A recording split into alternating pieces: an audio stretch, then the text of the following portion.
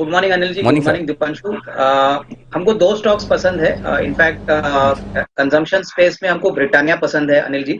Company की जो volume growth है वो हमको लग रहा है कि आने वाले दूसरे क्वार्टर में भी काफी दमदार रहेगी। इनफैक्ट काफी समय से ये माना जा रहा है कि वर्क फ्रॉम होम और काफी लोग घर पे रहने के बाद अभी भी वॉल्यूम ग्रोथ जो बेसिकली बिस्किट्स और कन्फेक्शनरी प्रोडक्ट्स का है वो काफी दमदार आएगा। तो मुझे लग रहा है कि इस लेवल से भी खरीदना चाहिए। कंपनी के फाइनेंशियल बहुत ही बढ़िया है और अच्छे खासे वॉल्यूम ग्रोथ के डबल डिजिट में आने की संभावना है सेकंड क्वार्टर में। तो यहाँ पे करीबन 4,200 का प्राइस हमको लग रहा है कि आने वाले 12 से 15 महीने में होगा। तो ये एक इन्वेस्टमेंट कॉल है। और दूसरा स्टॉक अनिल जी जो मैंने पहले भी आपके चैनल को कहा है वो है जीएनएफसी। इसके दो कारण है। कंपनी बेसिकली यूरिया और टीडीआई में बहुत सिग्निफिकेंट प्लेयर है। अगर हम टीडीआई की बात करें तो हाल ही में एक दो दिन पहले बासफ जो ग्लोबल प्लेयर है टीडीआई का, उन्होंने टीडीआई की कीमतें बढ़ाई है। तो मुझे लग रहा है कि इसका जो बेनिफिट होगा वो जीएनएफसी को दूसरे और तीसरे तिमाही में जरूर देखने को मिलेगा। रही बात यूरिया की, तो जैसे सभी लोग जानते हैं अप्रैल से गैस के प्राइसेस करीबन 25% काटने की बात हो रही है।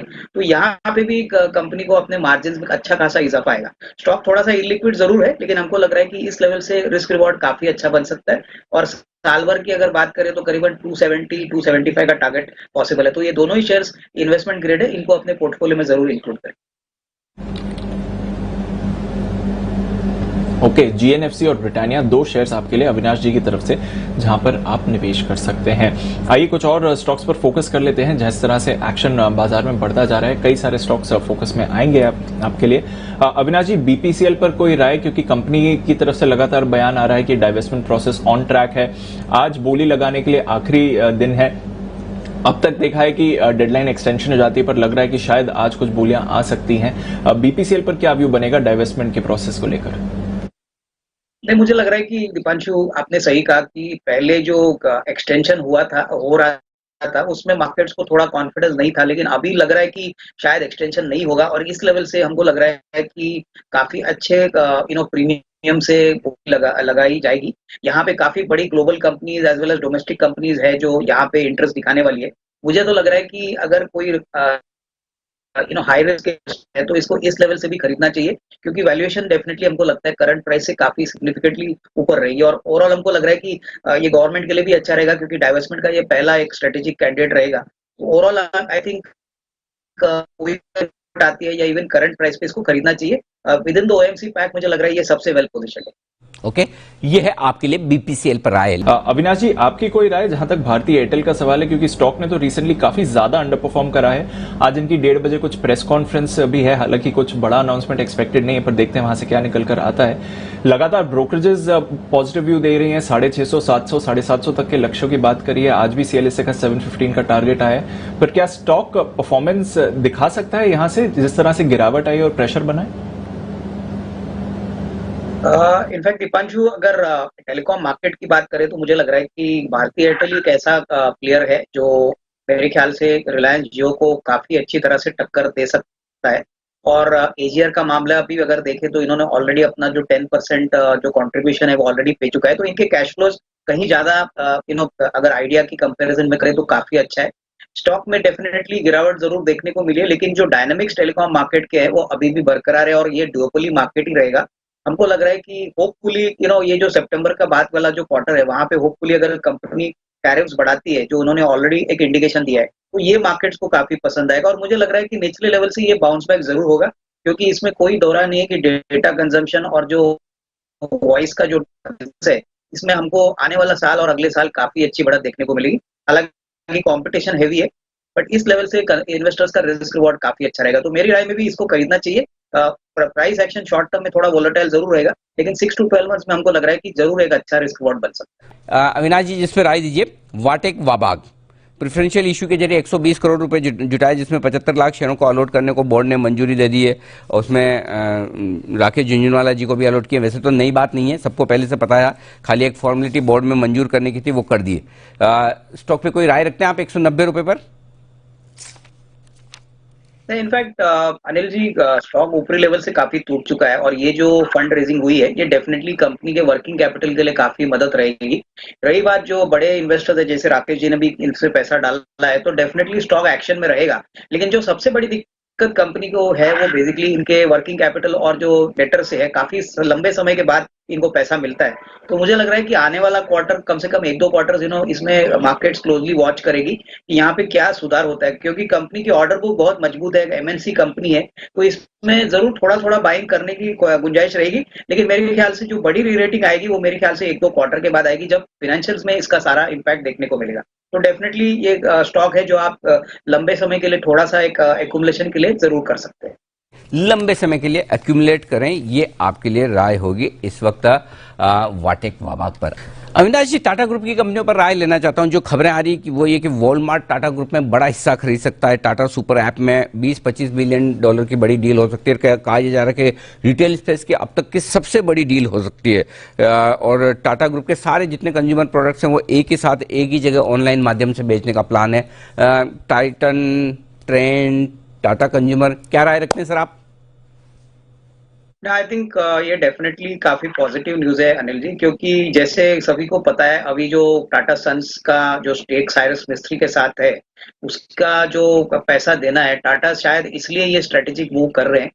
और ये डेफिनेटली अच्छी बात है, क्योंकि पहले ऐसे माना जा रहा था कि शायद टीसीएस जो उनकी पेरेंट कंपनी है वहां पे कोई डाइवर्समेंट होगा, लेकिन अगर ये ऐप के पॉइंट ऑफ व्यू से टाटाज काफी ज्यादा कैश एक्यूमुलेट कर सकते हैं, तो नॉट ओनली इन कंपनीज की वैल्यूएशन बढ़ेगी, लेकिन इनको जो पैसा देना है टाटा सन्स के शेयर साइरस मिस्त्री के लिए ये काफी मदद रहेगा।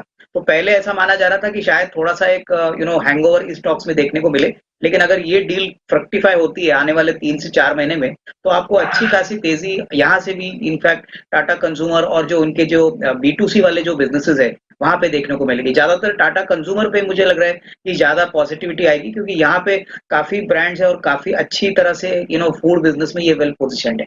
तो मुझे लग रहा है कि डेफिनेटली इसको एक अच्छा पॉजिटिव मान के यहाँ पे सस्टेन्ड राइज इन कंपनीज में देखने को मिलेगा। ओके, ये है आपके लिए टाटा ग्रुप के शेयरों पर आए, यहां पर एक्शन भरपूर रहने की संभावना है। अविनाश जी, पिछले कुछ दिनों से हम देख रहे हैं कि जो टेक्सटाइल स्टॉक्स हैं यहाँ पर अच्छी खरीदारी है और कल टुवर्ड्स क्लोज काफी सारे टेक्सटाइल स्टॉक्स एक्शन में थे। रेमंड पर एक बड़ा उछाल आया, अरविंद लिमिटेड अच्छी तेजी दिखा रहा था, पेज इंडस्ट्रीज पिछले कुछ दिनों से एक्टिव रहा है, केपीआर मिल्स में हमने 11% का उछाल देखा। क्या चल रहा है सर इस स्पेस में? सडनली मार्केट का इंटरेस्ट टेक्सटाइल्स की तरफ क्यों बढ़ता हुआ दिख रहा है? मुझे लग रहा है कि दीपांशु, टेक्सटाइल में ऊपरी लेवल से स्टॉक्स काफी टूटे हैं, स्पेशली कोरोना वायरस के बाद, और हमको लग रहा है कि कहीं ना कहीं वैल्यूएशंस काफी अट्रैक्टिव हो चुके हैं। और स्पेशली अगर हम रेमंड की बात करें तो मुझे लग रहा है कि कंपनी काफी अट्रैक्टिवली पोजिशंड है। काफी सिग्निफिकेंट ऑपरेटिंग लिवरेज कंपनी में है, प्लस कंपनी की ब्रांड वैल्यू बहुत ज्यादा है। हमको लग रहा है कि कहीं ना कहीं मार्केट डिस्काउंट कर रहा है कि जो सेकंड क्वार्टर और तीसरा तिमाही होगा वो पहले क्वार्टर से काफी सिग्निफिकेंट होगा। और ओवरऑल जो डोमेस्टिक स्पेस है वहां पे ये भी खबरें आ रही है कि शायद गवर्नमेंट टेक्सटाइल सेक्टर को कोई रिलीफ या और कोई पैकेज अनाउंस करे जिससे इन कंपनीज को फायदा हो। तो मुझे लग रहा है कि गिने चुने जो प्लेयर्स है, जो लार्ज है, प्लस जिनके पास ज्योग्राफिकल रीच है, वो डेफिनेटली अच्छे करेंगे। और उसमें मुझे लग रहा है कि रेमंड एक अच्छा विकल्प हो सकता है। काफी ऊपरी लेवल से टूट चुका है और हमको लग रहा है कि जो आने वाला साल रहेगा FY22 वो करंट ईयर से सिग्निफिकेंटली अच्छा होगा। यहाँ पे थोड़ी वैल्यू अनलॉकिंग के लिए भी जगह है, और मोस्ट इंपॉर्टेंटली जो कोर बिजनेस है वहां पे कैपेक्स कंप्लीट हो चुका है, और मेरे ख्याल से जैसे जैसे टॉप लाइन बढ़ेगा प्रॉफिटेबिलिटी सिग्निफिकेंटली बढ़ेगी। तो रेमंड पे नजर रखिए, मुझे लग रहा है टेक्सटाइल स्पेस में ये सबसे वेल पोजिशन स्टॉक है। आइए अविनाश जी से भी जान लेते हैं कि उनकी 10 की कमाई की रिकमेंडेशन क्या है, बताएं अविनाश जी। दीपांशु, जो 10 की कमाई है वो एक B2B प्लेयर है और जिसका नाम है MSTC। हमको लग रहा है कि सरकारी स्पेस में ये कंपनी है, लेकिन इनका जो बिजनेस मॉडल है वो बहुत ही अट्रैक्टिव है। हमको लग रहा है कि आने वाला साल इनके लिए बहुत अच्छा रहेगा। कंपनी ने कहा है कि जो ट्रेडिंग बिजनेस ये करते हैं, स्पेशली स्क्रैप का, वो डिसकंटिन्यू करने वाले हैं। और ई कॉमर्स बिजनेस में ऐसे ज्यादा प्रॉक्सी मिलते नहीं है, और कंपनी की वैल्यूएशंस भी काफी अच्छे हैं। हमको लग रहा है कि कम से कम अगर साल भर का नजरिया ले तो कम से कम 210-220 का टारगेट पॉसिबल है, और इसको स्लोली एक्यूमुलेट करिए। हमको लग रहा है कि FY22 के नतीजे करंट ईयर से काफी बेहतर आएगी, और ये एक बहुत ही अच्छा बेहतरीन मौका है इसको एक्यूमुलेट करने का। अविनाश जी, मार्केट पार्टिसिपेशन लगातार बढ़ रहा है और आईपीओ मार्केट्स में भी इस स्पेस से रिलेटेड काफी एक्शन है। कैम्स की लिस्टिंग होने वाली है, यूटीआई एएमसी का आईपीओ चल रहा है। किस तरह से इस खबर को देखना चाहिए और इसके बेसिस पर ब्रोकरेज स्टॉक्स पर ज्यादा फोकस करें, एएमसीज पर ज्यादा फोकस करें, एक्सचेंजेस पर ज्यादा फोकस करें? आपकी क्या राय रहेगी? मुझे लग रहा है कि आई थिंक क्लियरली ये सारे वैल्यू चेन में जो ब्रोकिंग कंपनीज है उनको सबसे ज्यादा फायदा होगा और यहाँ पे मुझे लग रहा है कि मोतीलाल ओसवाल को डेफिनेटली काफी फायदा होना चाहिए क्योंकि इनका रिटेल बेस काफी स्ट्रांग है और कहीं ना कहीं इनकी जो इंक्रीमेंटल जो एडिशंस है रिटेल बास्केट के लिए वो काफी अच्छी हो रही है तो I think Motilal Oswal Deepanshu can be a good bet मुझे लग रहा है कि इवन करंट लेवल्स पे खरीदा जा सकता है और दूसरा स्टॉक जो बेसिकली वैल्यू स्टॉक है वो बीएससी है क्योंकि यहाँ पे बहुत वैल्यू अपसाइड के लिए जगह है हालांकि ये स्टॉक इतना ज्यादा चला नहीं है और ग्रोथ का शेयर नहीं है लेकिन जिस प्रकार के वैल्यूएशंस एनएससी को मिलने वाले होपफुली आईपीओ के बाद उसके कंपैरिजन में बीएससी बहुत ही सस्ता लग रहा है तो ये दोनों ही स्टॉक्स में मेरे ख्याल से निवेश करना चाहिए और मेरे ख्याल से ये जो रन है दोनों कंपनीज में आपको आने वाले 6 से 12 महीने में कंटिन्यूसली देखने की पॉसिबिलिटी लगे। अविनाश जी भी हमारे साथ है, तो अविनाश जी से भी मैं एक बार राय लेना चाहता हूँ। अविनाश जी, बीपीसीएल पर क्या है आपकी राय? नहीं मुझे भी लग रहा है कि अनिल जी आज की मूवमेंट तो नेगेटिव रहेगी क्योंकि ये जो डाइवर्समेंट का डेट एक्सटेंड हुआ है वो डिसअपॉइंटमेंट जरूर है लेकिन हमको लग रहा है कि गवर्नमेंट भी चाहती है कि इसको अच्छी वैल्यूएशन मिले और मुझे भी लग रहा है कि करीबन 450 450 का लेवल बीपीसीएल में डेफिनेटली पॉसिबल है क्योंकि इनकी एसेट्स बहुत ही बढ़िया है और मुझे लग रहा है कि इनको मार्केट प्राइस जो करंट मार्केट प्राइस है उसके कंपैरिजन में बहुत ही अच्छा सिग्निफिकेंट प्रीमियम मिलेगा और जैसे ही होगा मुझे लग रहा है अच्छी रेटिंग होगी बट करीबन 6 से 8 महीने का टाइम लेके अगर लिखे तो मुझे लग रहा है कि अच्छी खासी अपसाइड यहाँ पे पॉसिबल है तो इसको डेफिनेटली अगर लंबी अवधि के लिए लेना है तो मेरे ख्याल से करंट लेवल्स पे जरूर थोड़ा थोड़ा खरीदना चाहिए लॉन्गर टर्म में जरूर पैसा बनेगा।